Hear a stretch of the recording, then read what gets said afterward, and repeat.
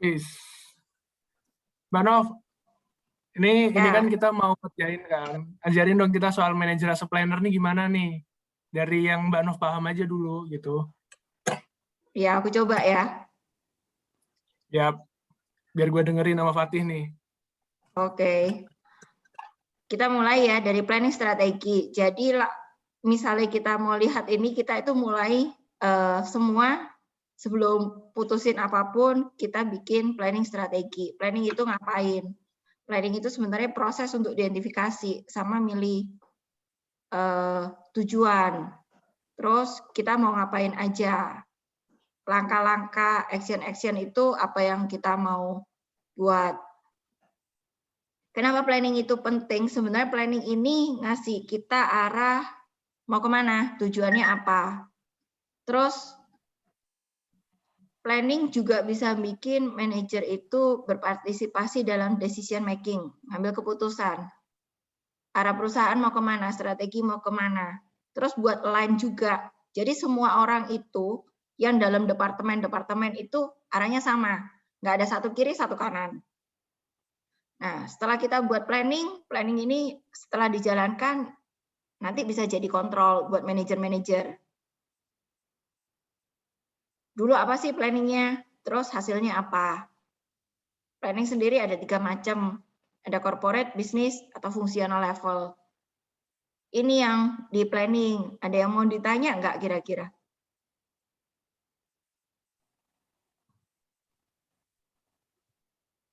Yang bikin No, Fatih? planningnya itu mulai dari corporate, bisnis sama fungsional itu siapa sih Mbak yang bertugas membuat itu semua Mbak? Itu biasanya bisa ada macam-macam nih pada saat kita bikin. Kalau corporate level itu misalnya perusahaan yang gede ya, dari corporate level, itu mereka punya divisi. Bisa dipimpin CEO, bisa dipimpin CFO, atau dipimpin manager, head. Tinggal bikin aja grup tugas. Kalau bisnis level plan, itu biasanya manager atau divisi di dalam. Mirip-mirip kayak fungsional. Fungsional akan lebih kecil lagi biasanya, gitu. Oke, I see. Clear sih, Mbak. Lanjut aja kali ya. Kalau pembahasan, berarti kan intinya kan kalau kita misalnya ngebahas soal plan kan, itu kayak core bisnisnya aja ya? Ini baru langkah awal sebenarnya. Langkah pertama sebelum kita tentukan yang lain. Kita mau ngapain, pikir dulu. Ini gambarnya lah, gitu. Blueprint. Oke, clear ya. Yuk, lanjut.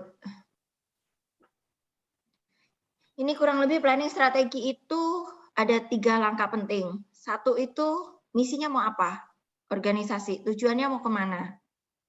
Terus strateginya mau apa? Pada saat kita sudah tentukan visi misi, strategi itu gimana cara kita mencapai tujuan itu? Yang nomor 1.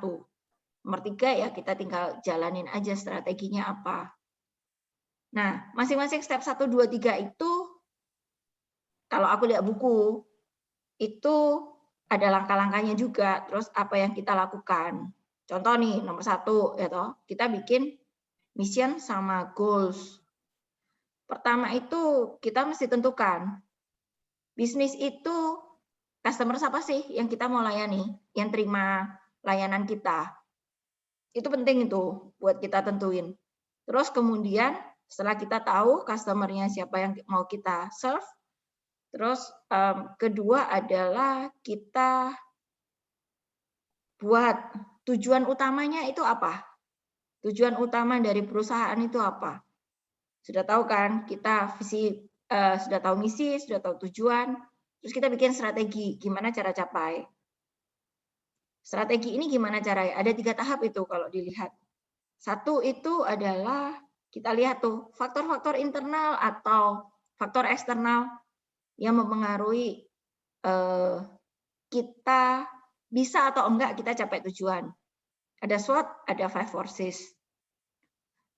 Setelah kita analisa apa strength kita, apa challenge-nya, threat segala macam, opportunity, weakness. Nah, kita tentuin tuh strateginya kita gimana. Kita mau masuk segmen yang mana? Ada low cost, atau mau yang berbeda, differentiation. Atau kita mau low cost tapi yang tertentu, yang fokus. Differentiation juga bisa fokus tuh.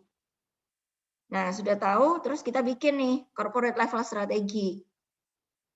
Udah tahu nih bisnisnya mau kemana segmen. Terus kita tentuin corporate level itu berarti kita mau cuma satu industri atau mau macam-macam. Mau vertikal integrasi itu kita punya hulu sampai hilir. Atau kita mau macam-macam. Atau mau ekspansi. Ini yang mana yang kita mau lakukan. Kita sudah formulir Jadi- ini semua. Baru Terus, aja dong. ya, Kalian aja ya, maksudnya kita make it clear aja, berarti 3 steps ini kan sebenarnya kalau kita lihat itu dari awal, tengah sampai hulu dari hilir lah ya, hulu ke hilir lah ya, dari yang kita tentuin apa yang mau kita kerjain, apa yang bakal kita lakuin buat apa yang kita tuju nantinya, sampai akhirnya diimplementasiin, kan cuma itu kan sebenarnya simpelnya kalau 3 steps-nya. ya benar. Oke, Sip, pintar. next ya. Fatih ada yang mau nanya lagi nggak, Tih? Mumpung belum lanjut nih. Belum, dilanjut dulu. Wah, kayak Siap, ini Bang. seperti ini. Nih, ini penjelasannya yang tadi ya Mbak Nov ya, soal slot tadi ya. Ini itu kan SWOT itu kira-kira apa sih? SWOT itu kan singkatan dari strength, weakness, opportunity sama threat. Jadi kita lihat tuh faktor-faktor apa, lihat cerminan diri kita sendiri. Sebenarnya apa sih strength-nya kita, weakness segala macam. Opportunity sama threat. Terus 5 forces itu ya kita lihat dari eksternal ya. Kalau SWOT itu kan lihat diri kita. Kalau 5 forces itu lihat dari sisi eksternal. Berapa sih banyak kompetitor, susah nggak ya masuk? Supplier-nya kuat atau customer yang kuat? Atau sebenarnya barang kita itu gampang diganti sama barang orang lain, substitusi. Gitu. 5 force model sendiri itu bisa digunakan semua perusahaan dalam berbagai fase atau enggak sih Mbak? Maksudnya apakah itu hanya untuk perusahaan baru Bisa. melancarkan bisnisnya seperti itu, atau semua perusahaan bisa? Bisa. Ini misal kita mau bikin launching produk baru gitu ya. Kita bisa lihat tuh kompetitornya siapa. Misal kita mau launching apa? Handphone. Misal ya. Berarti kompetitor di handphone itu siapa? Ada iPhone, ada Oppo, ada Samsung, itu macam-macam tuh. Terus kita lihat tuh barriers to entry. Nah, susah nggak sih sebenarnya kalau bikin handphone, barriers to entry itu kan lumayan gede ya, karena butuh modal besar. Nah, itu bisa jadi barriers tuh, di samping regulasi. Gitu contohnya. Oke, kita lanjut ya. Oke. Nah, ini contoh ini yang tadi itu, ya gambarannya kurang lebih seperti ini nih. 5 forces itu seperti apa? Analisa ini itu sebenarnya ujungnya kita lihat nih. Ini sebenarnya bantu, apakah kita mau masuk low segment atau enggak? Atau yang tadi differentiation itu bisa pakai ini juga. Gitu. Oke. Nah, ini rangkuman yang tadi. Sebenarnya apa sih yang mau kita jawab pada saat kita bikin bisnis level strategi? Itu cuma ujungnya adalah gimana caranya supaya kita bisa naikin profit company.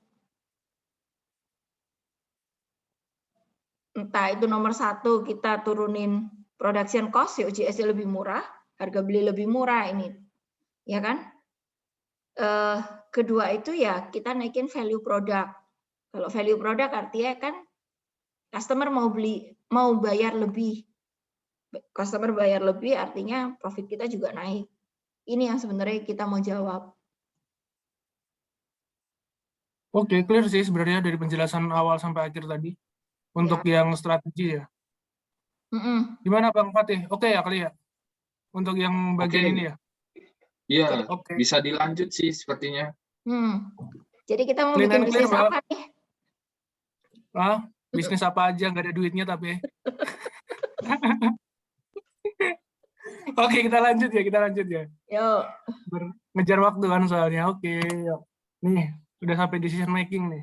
Wah, ini jago ya Pak Fatih nih sama Dana. Gantian Iya, nih aku ini yang jagonya belajar. Pak. Ya, Tih, jelasin dong, Tih. Gue nggak paham nih kayak gini-ginian nih. Iya, ajarin dong. Oke, Wah, gua ini next ya. Yuk. Oke.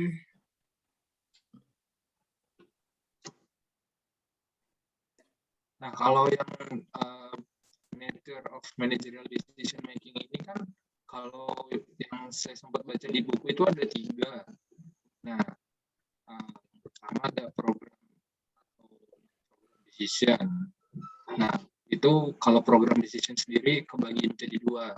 Ada yang rutin, sama ada yang bisa diotomasi. Nah, kalau yang non-program, itu juga kebagi menjadi 2.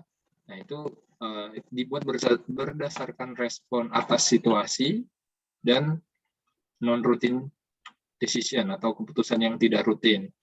Kemudian classical model juga seperti yang ya ada di slide-nya ini sih, itu ada seorang decision maker harus mempunyai informasi yang lengkap. Jadi pertama ditulis dulu semua alternatif dan konsekuensinya. Terus yang kedua, kita ranking nih alternatifnya itu tadi yang udah kita tulis. Baru yang ketiga, kita bisa memilih alternatif terbaik.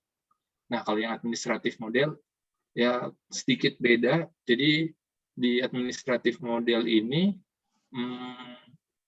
ada 3 konsep, yaitu bounded rationality, incomplete information, dan satisficing. Seperti itu. Ada yang ditanyain dulu nggak? Ini ntar dijelasin lagi nggak sih, Bang? Maksudnya di slide selanjutnya mungkin dijelasin lagi nggak sih, atau slide ini nggak berlanjut gitu loh? Maksudnya kalau dijelasin lagi kita next aja gitu, biar lebih pahamin lagi. Nah, jadi ini kan nature-nya. Setelah itu kita akan jelasin tentang step-nya bagaimana kita membuat sebuah keputusan. Oke, jadi kita lanjut aja coba. Oke, coba lanjut ya. Nah, jadi tadi yang sempat saya singgung tadi kan, untuk membuat suatu keputusan itu ada step-stepnya. Nah, di buku kita ini ada 6 step untuk proses pengambilan keputusan. Yang pertama, kita harus kenali dulu kebutuhan akan sebuah keputusan. Nah, setelah itu tahap yang kedua, kita mencatat ataupun mengemukakan alternatif apa aja sih yang bisa kita ambil. Nah, setelah alternatif-alternatif itu terkumpul, kita harus mengakses atau mengukur alternatif-alternatif itu tadi. Nah, untuk mengevaluasi alternatif itu tadi, biasanya di buku dinyatakan ada 4 pedoman untuk melakukan asesmen atas alternatif, yaitu kita harus memperhatikan legalitasnya, kemudian dari sisi etik, kemudian yang ketiga adalah economic feasibility, dan yang keempat adalah secara praktikal, itu seperti apa. Ini udah 3, terus boleh dilanjut. Yang keempat itu adalah kita memilih dari alternatif-alternatif itu tadi. Setelah kita ranking itu tadi, dan kita akses, nah, manajer itu harus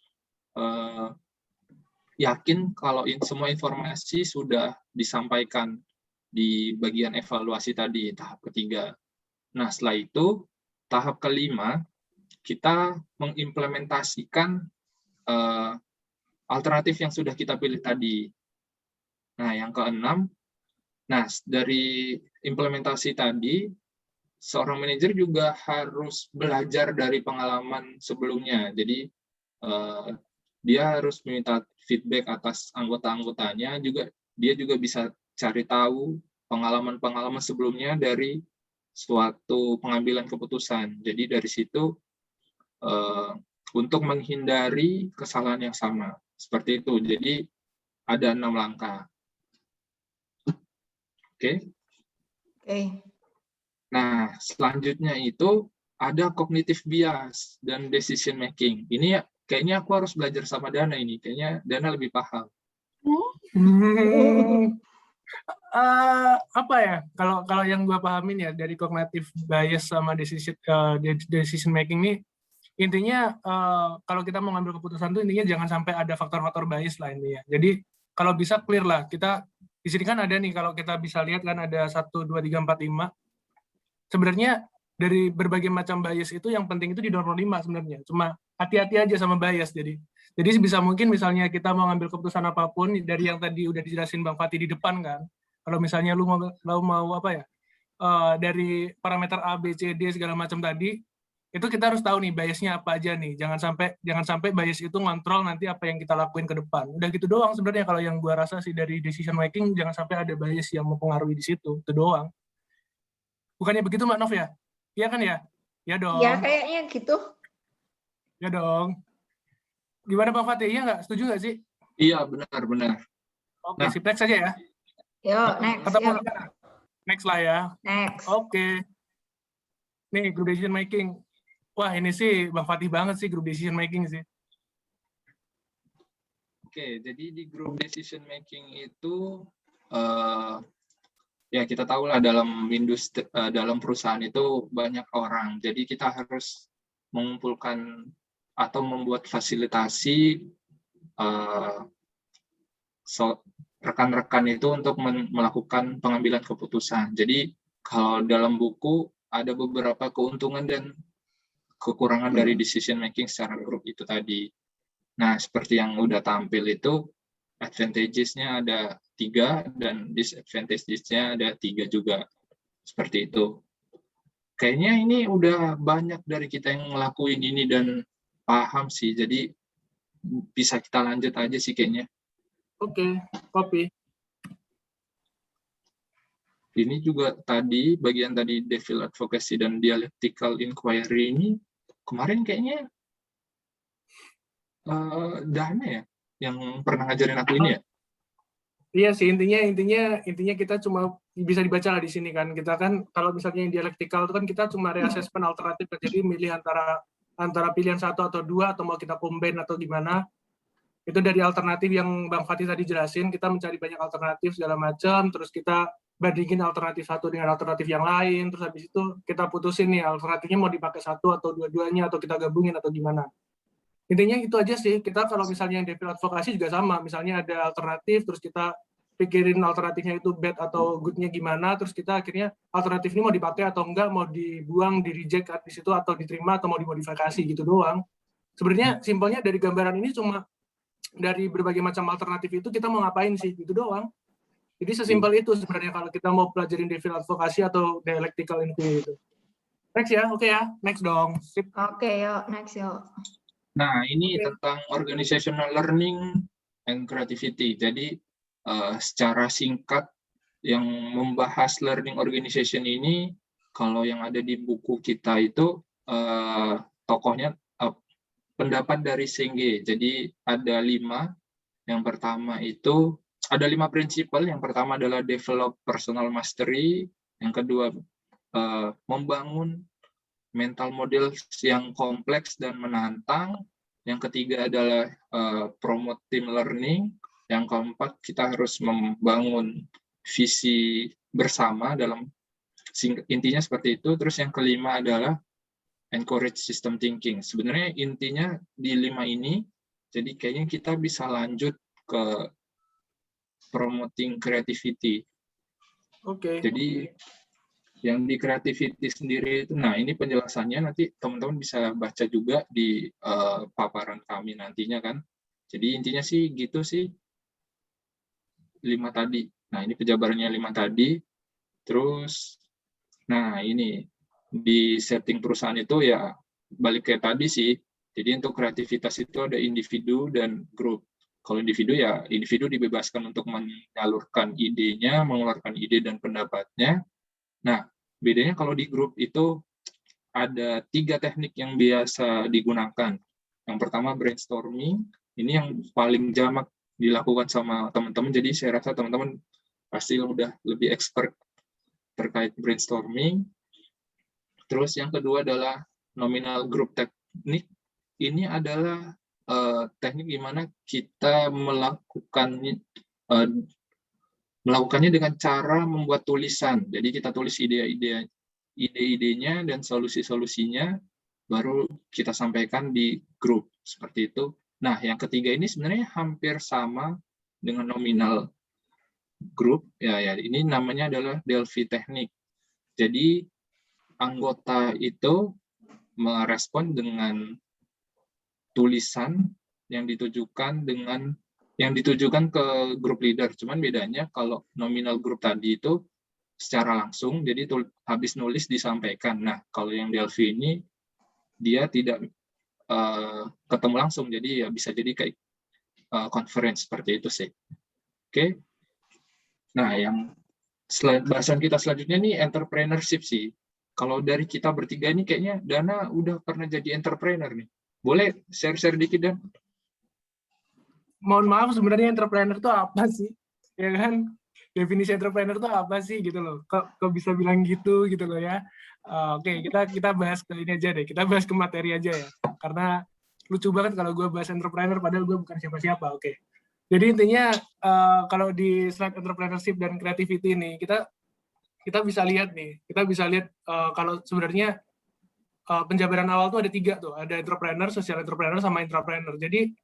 Jadi kadang-kala kita tuh yang kita tahu cuma entrepreneur doang, tapi kita nggak pernah tahu tentang social entrepreneur, kita nggak pernah tahu soal intrapreneur. Padahal sebenarnya kayak misalnya yang kita pelajarin ini kan kita sebagai belajar untuk menjadi manajer. Terus ada juga yang sebagian dari kita sebenarnya adalah researcher, terus ada scientist juga sebenarnya itu sebenarnya masuk ke intrapreneur gitu loh. Jadi nggak cuma kita belajar soal entrepreneur doang, tapi kita belajar soal-soal yang lain. Jadi kalau untuk penjelasannya mungkin bisa dilihat di materi kita sebenarnya. Jadi kayak nggak mau ngajarin sih di sini. Jadi kita sharing-sharing aja. Terus yang di paragraf kedua itu kan ada entrepreneurship dan new venture tuh. Nah kalau di situ kita bisa lihat bahwa the mobilization of resources to take advantage of an opportunity to provide customer with new or improved goods and services. Itu kalau misalnya kita simpelkan, sebenarnya itu kan cuma bagaimana untuk mendapatkan suatu keuntungan dari berbagai macam opportunity, ya kan? Sehingga membuat customer itu mendapatkan barang atau services yang lebih baik. Intinya cuma gitu doang. Kalau entrepreneurship dan new venture itu hubungannya cuma seperti itu. Jadi bagaimanapun juga kita bakal ngasilin hal yang lebih baik dan lebih baik lagi untuk customer. Gitu. Kalau entrepreneurship and organizational learning, itu kan di situ ada 3 tuh.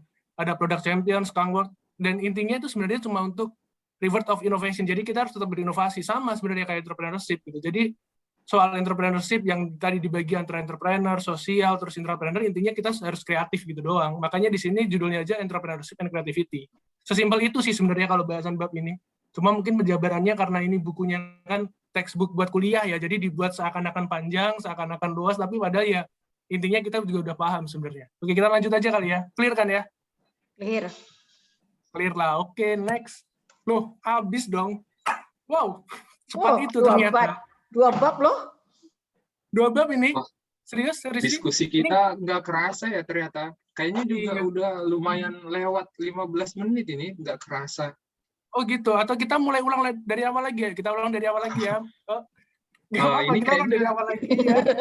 Jadi teman-teman bosan coba kalau ngeliatin kita lama-lama diskusi. Oh, udah kan, clear kan, selesai kan? Iya. Ya udah kita selesaiin dulu ya diskusi kita ya. Semoga teman-teman bisa paham dari materi yang coba kita diskusikan sekarang ini. Iya, mohon maaf kalau banyak kekurangan. Saya yakin pasti banyak sekali kekurangan, tapi ya kalau manusia terlalu sempurna rasanya kok tidak adil dengan Tuhan. Gitu kan Mbak Nov ya? Benar. Jadi kita tunggu nih ya responnya dari teman-teman semua. Thank you sudah nonton. Terima kasih. Terima kasih. Terima kasih.